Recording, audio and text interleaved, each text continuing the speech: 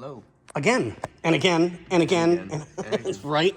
Okay, so Xander's been pulling all the gauges, as you can see. And we've got mix and match bulbs, grounds that are bad. Yeah, the ground is the actual, whatever. Right. So they ground it through the case. Yeah. And then the line coming in is your positive. So we have a completely burned out bulb there.